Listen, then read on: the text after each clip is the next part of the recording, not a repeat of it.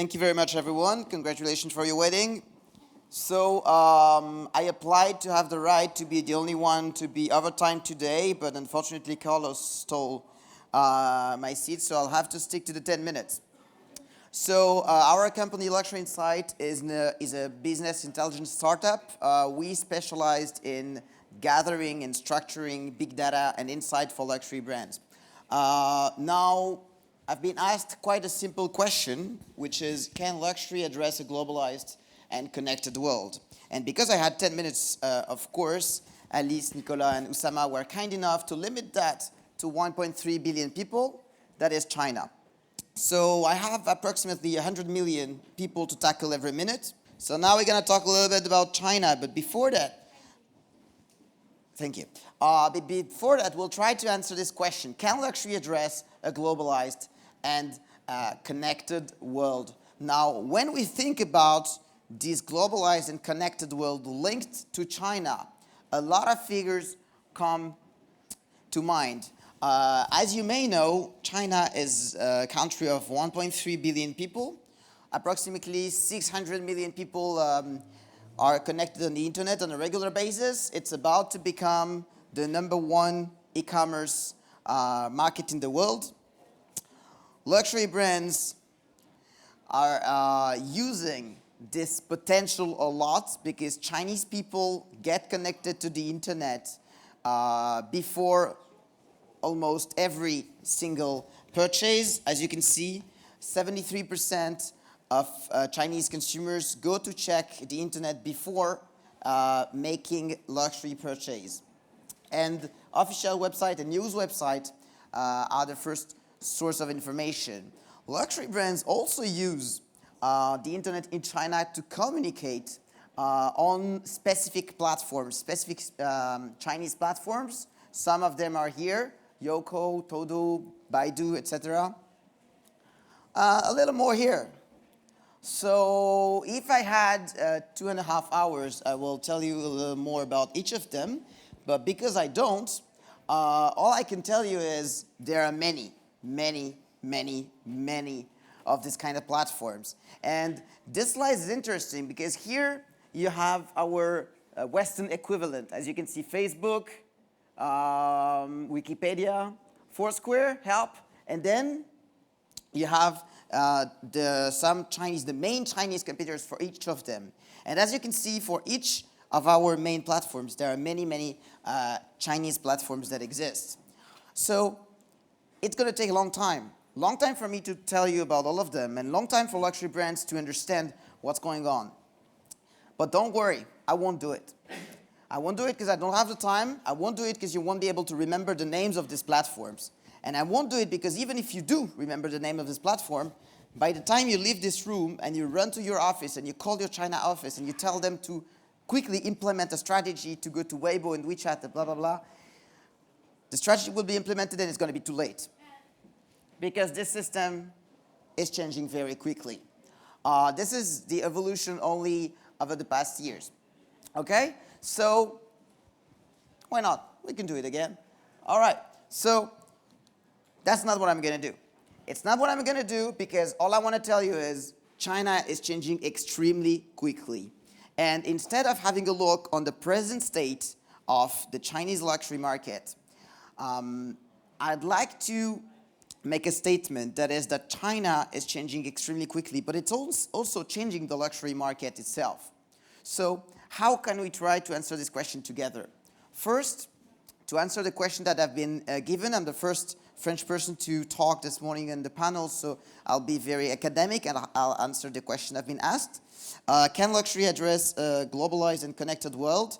I prepared a kind of George Clooney answer that we will discuss together. Then we'll have a look at the luxury world's evolution before seeing that if something hasn't changed over the past years, this is the reason why people purchase luxury products here or in China. Then we'll have a look on China, and we'll finish having projection on what we discussed on the future of luxury. The first thing is, of course, luxury can address a globalized world.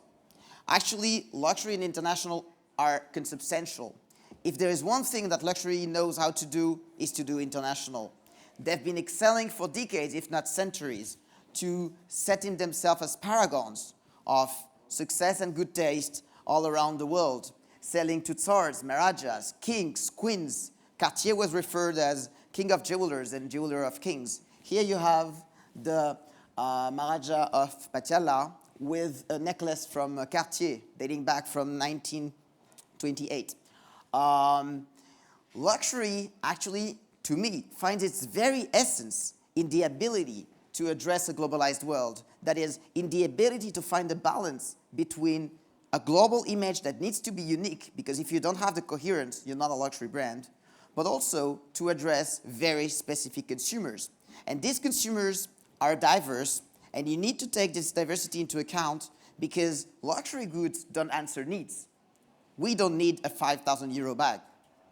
My wife may, but beside her, I don't think we need a 5,000 euro bag. We need water, we need food, we need a roof. This is needs. But we can desire luxury goods. And the difference between needs and desires is that needs are universal. Any country in the world has same needs, but desire are sociocultural, and it's this ability to address desires that helped luxury brands develop and expand internationally. Now, what has changed? Okay? What has changed is very important. The world has changed, and luxury world has changed too. A generation ago, luxury brands were owned by namesake family. Okay? In the 1970s, 1980s, Vuitton was owned by Vuitton family, and they were only selling to rich clients in rich countries. Pretty easy business. You sell to Europe, America, rich people, you know them, your family know them, etc. In a few stores they had all around. Then in the 1980s, there was a first structuration of the market. First, the creation of conglomerates that structure the business, the first of them being LVMH, that set up in 1987 after purchasing Dior in 1984. And the second is the progressive emergence of the Japanese market. Through these two elements, the luxury business prepared to the two first revolutions that Axel Lemaire mentioned before. We didn't prepare our speeches together, but lucky enough, we talked of the three same revolutions. That is that from that scenario, luxury business is progressively expanding its perimeter to democratize. If Dior can sell bags for thousands of euros, maybe they can sell t-shirts for hundreds. So they began to sell to rich and less rich clients in rich countries. On the other hand, internationalization. Luxury brands began to sell to rich clients in rich but also not so rich countries, and that is the expansion to China. The round three is the one that we are living in today, was the globalization and internet. So globally, luxury developed at a very, very, very quick pace. Now, the world has changed, but if there is one thing that hasn't changed, it's the reason why people buy luxury. I'll have to be quick, because I know Ironman can be dangerous. But I just listed a few elements that are generally linked to luxury.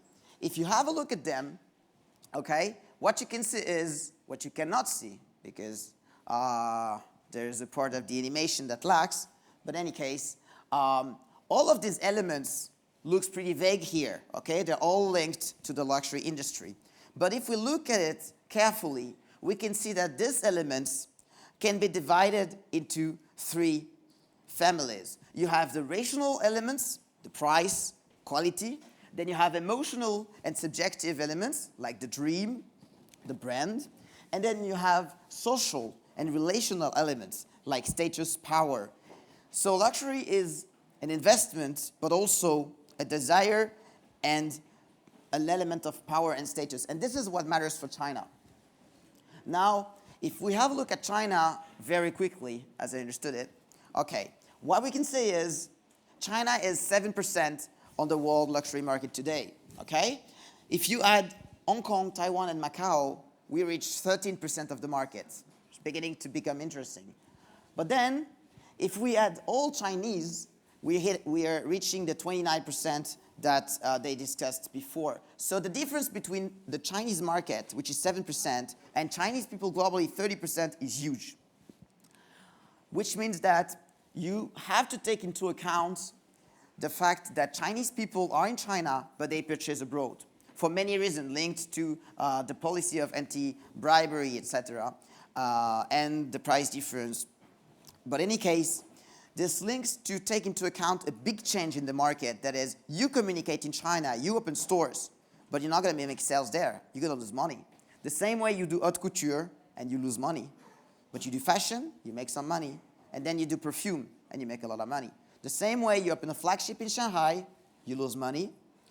Then you make some money in second-tier cities in mainland, but the real money, you make it in Paris or Hong Kong.